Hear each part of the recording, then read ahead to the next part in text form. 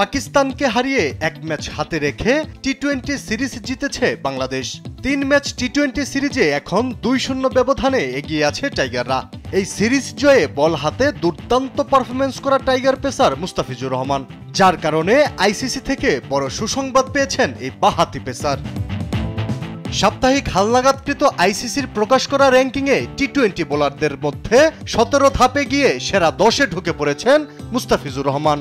653 rating point নিয়ে তিনি যৌথভাবে ভারতের বাঁহাতি পেসার আর্শদীপ সিংহের সঙ্গে 9 নম্বর অবস্থান করছেন। দুজনেই পাকিস্তানের বিপক্ষে 2 ম্যাচে 3 উইকেট নিয়ে গড়ে মাত্র 7 রান খরচ করেন।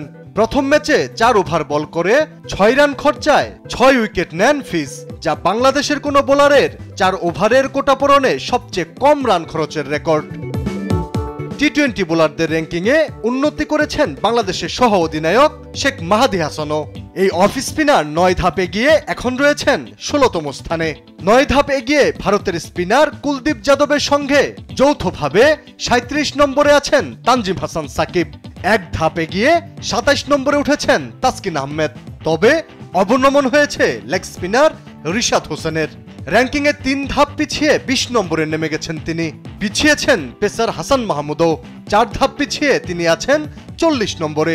শরীফুল ইসলাম 14 ধাপে গিয়ে 43 নম্বরে উঠে এসেছেন। এদিকে বাংলাদেশের টি-20 অধিনায়ক লিটন দাস 1 ধাপ পিছিয়েছেন, তিনি আছেন 45 নম্বরে। 6 ধাপ পিছিয়ে 73 নম্বরে নেমে গেছেন টি-20 দল থেকে বাদ পড়া সাবেক অধিনায়ক নাজমুল হোসেন শান্ত। ব্যাটারদের র্যাঙ্কিংয়ে 18 ধাপে গিয়ে 37 নম্বরে উঠে এসেছেন তানজিদ হাসান তামিম। আরেক ব্যাটার তাওহিদ হৃদয় 2 ধাপে গিয়ে 39 নম্বরে আছেন। 17 ধাপে গিয়ে 53 নম্বরে জায়গা করে নিয়েছেন জাকের আলী।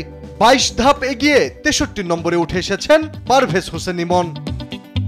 আলী আকাশ, স্পোর্টস ডেস্ক, দেশ টিভি।